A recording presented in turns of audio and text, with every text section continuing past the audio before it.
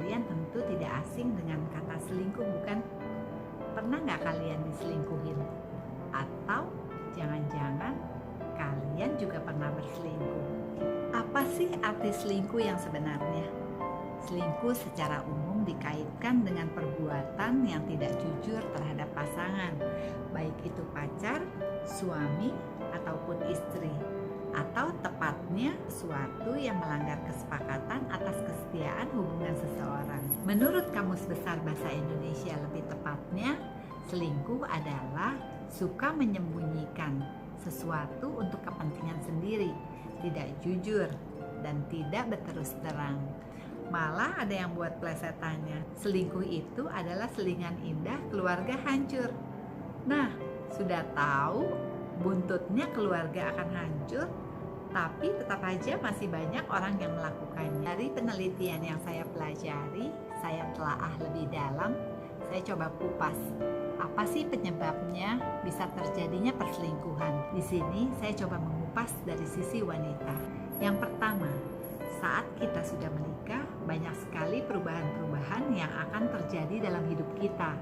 Biar bagaimana dua manusia yang dibesarkan dengan pola gaya hidup yang benar-benar berbeda, sekarang disatukan dalam satu ikatan perkawinan dan hidup satu rumah. Hal-hal yang tidak tampak saat kita berpacaran, walau pacaran dalam jangka waktu yang panjang, tiba-tiba timbul, mencuat, dan membuat kita tidak nyaman karena setiap individu mempunyai kebiasaan dan gaya hidup yang berbeda. Misalnya, saat kalian menikah, tiba-tiba pasangan kalian membawa makanannya sambil nonton TV, duduk di tempat tidur. Kebiasaan yang dibawa sejak masa bujangnya ini bisa membuat kita nggak nyaman. Rasa nggak nyaman yang kita alami, kalau kita pendam, suatu hari pasti akan meledak dan akan terjadi keributan. Ini hanya salah satu contoh dari banyaknya perbedaan setiap individu. Bagaimana solusinya? Cari saat yang tepat untuk diskusikan masalah ketidaknyamanan yang kamu alami. Beri alasan yang masuk akal dan tidak terkesan menggurui. Jangan memaki, jangan mengata-ngatai pasangan kalian. Karena biasanya pada awal perkawinan, satu sama lain masih mau saling mendengar dan berusaha menyenangkan pasangannya. Jangan ditunda, tersimpan terlalu lama dalam hati. Saat yang tepat maksudnya, saat lagi santai, nonton TV, setelah selesai makan malam, atau sebelum tidur. Jangan menghujani kekesalan kalian saat pasanganmu baru pulang kerja dan lelah. Mana tahu kalau di kantor tadi dia ada masalah besar. Apa yang membuat suami kalian jatuh cinta dan memutuskan untuk menikah dengan kalian saat pertama kali kalian bertemu? Jangan kalian berubah seperti yang dikatakan seorang nenek dari bintang Victoria's Secret yang terkenal, Miranda Kerr. Berdandanlah dan tampil tetap cantik dan menawan seperti saat pertama kali suamimu melihatmu dan jatuh cinta kepadamu. Jangan karena sudah menikah, di depan suami, saat suami pulang kantor, sahabat wanita selalu berdaster dan bergelung rambut. Pagi hari, bangun lebih awal dari pasangan kalian. Mandi dan berdandanlah sederhana dan bersahaja. Gunakan baju rumah yang sederhana tapi cantik. Saat menemani suami sarapan, buat suami nyaman. Suami akan bahagia dan tetap kagum pada kalian. Ingat-ingat, taat 5 langkah keluar dari rumah, begitu banyak wanita-wanita cantik yang berdandan, full dress up, yang siap menggoda pasangan kita. Pasangan kita bukan malaikat yang bisa selalu menahan godaan dan cobaan yang bertubi-tubi loh. 3. Kemana sih kemesraan perginya yang selama masa pacaran begitu indahnya? Sebelum menikah, kalian setiap pagi kirim teks di WhatsApp mengucapkan good morning honey, guten morgen Scott. Kenapa saat sudah menikah, kemesraan itu hilang begitu saja? Padahal justru saat kalian sudah menikah, kalian bisa tetap melakukan aktivitas tersebut. Malah bisa ditambah dengan ciuman di kening.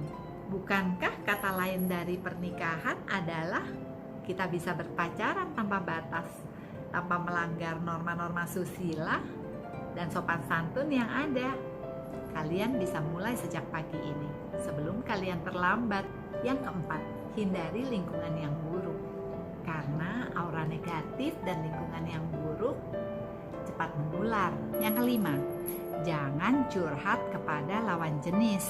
Saat kalian curhat dengan lawan jenis, berarti kalian membuka pintu hati untuk membiarkan orang lain masuk dalam kehidupan kalian. Kan ada pastor, ada ustadz, ada ibu kalian, ada uak, di mana kalian bisa jadikan tempat untuk curhat yang tepat. Yang keenam, sudah berapa lama sih kalian tidak memuji pasangan kalian? Misalnya, Papa ganteng sekali hari ini, atau Ayah pintar ya, semoga anak-anak bisa menuruni kepintaran ayah. Setiap pribadi itu senang dipuji.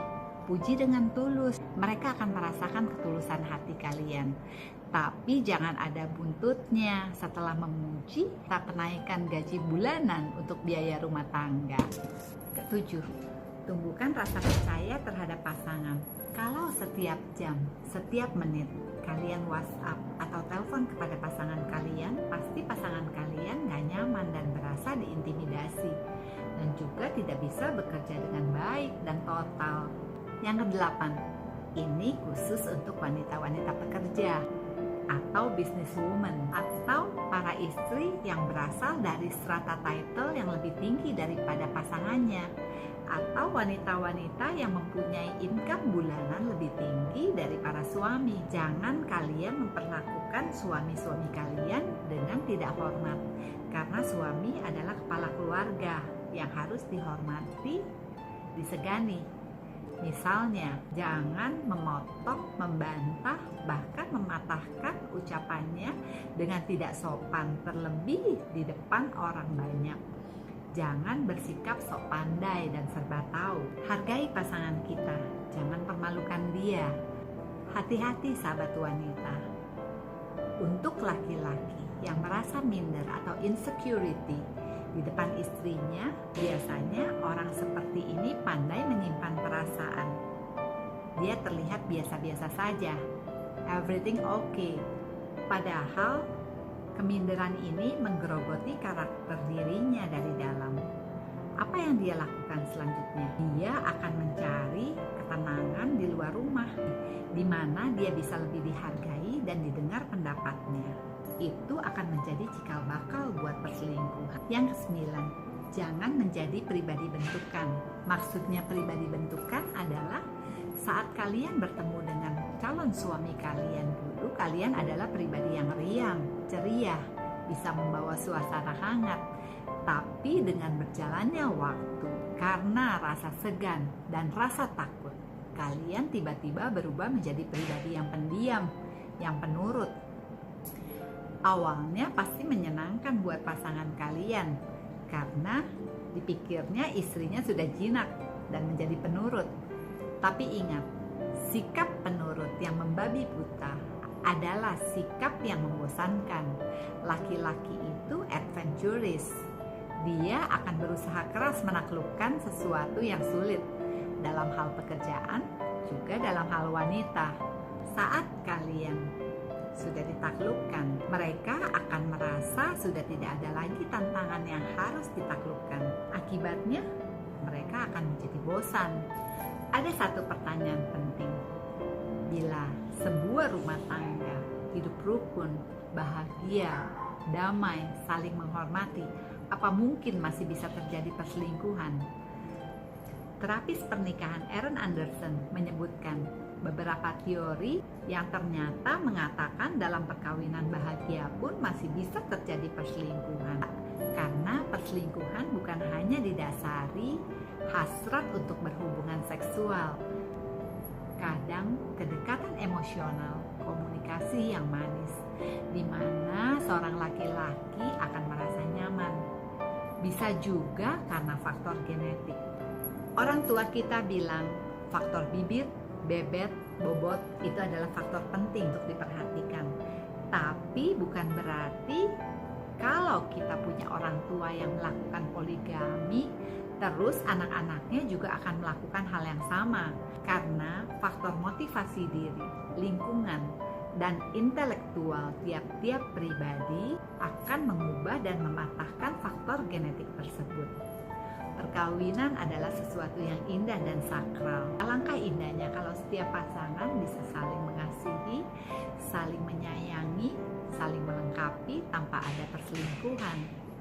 Kalau sahabat wanita diselingkuhi, jangan balas dengan berselingkuh juga, karena kalian seorang ibu harus menjadi contoh baik untuk anak-anak dan cucu-cucu kalian. Jangan kejahatan dibalas dengan kejahatan, tapi balas dengan doa. Doa yang tulus pasti akan didengar oleh Allah. Minta pada Allah supaya Allah mau menjaga hati pasangan kalian, supaya seutuhnya cintanya hanya untuk kalian, tidak kena godaan dari wanita lain. Sekian sharing kali ini. Semoga bermanfaat buat sahabat wanita. Sampai ketemu di tips mama selanjutnya.